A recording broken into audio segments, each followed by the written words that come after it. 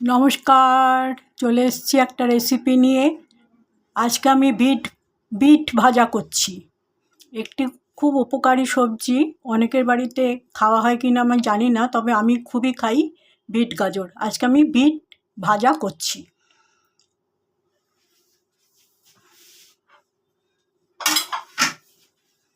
বিটটাকে আমি এরকমভাবে গ্রেট করে নিয়েছি।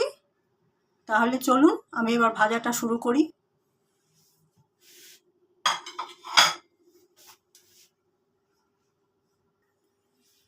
কড়াতে তেল দিয়ে দিয়েছি, তেলটা গরমও হয়ে গেছে। একটা শুকনো লঙ্কা ফোড়নে দিয়েছি। এবার একটু কালো জিরে দিচ্ছি, একটু কালো জিরে দিলাম।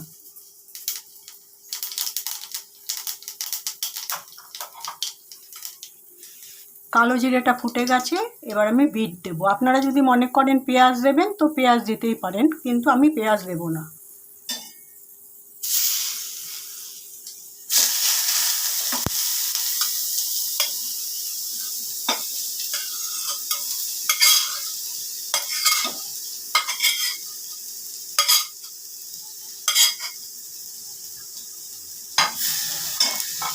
খুব উপকারী একটা সবজি, অবশ্যই আপনারা করে খেয়ে দেখবেন, খুব ভালো লাগবে।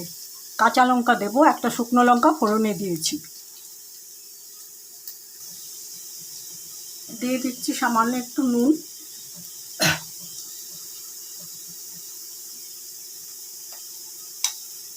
দিয়ে দিচ্ছি সামান্য একটু হলুদ।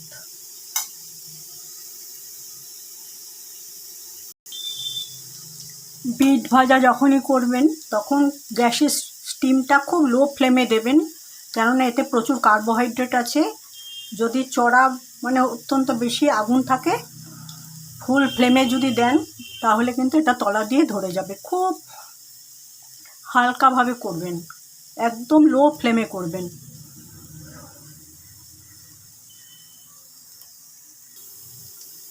এই আইটেমটিতে আমি একটু মিষ্টি দেব না, যেহেতু বিট এমনিতেই কার্বোহাইড্রেটে ভর্তি থাকে, মিষ্টি মিষ্টি হয় খেতে, সেই কারণে আমি আর কোনো মিষ্টি দেব না।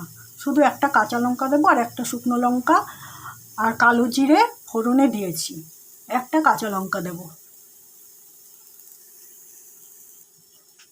একটা লঙ্কা ভেঙে দিয়ে দিলাম। দেখতে একদম লাল শাকের মতো হয়েছে। আমার রান্নাটা কমপ্লিট হয়ে গেছে, আমি গ্যাসটা নিভিয়ে দিলাম। রান্নাটাকে একটু স্ট্যান্ডিং টাইমে রেখে ফিরে আসছি।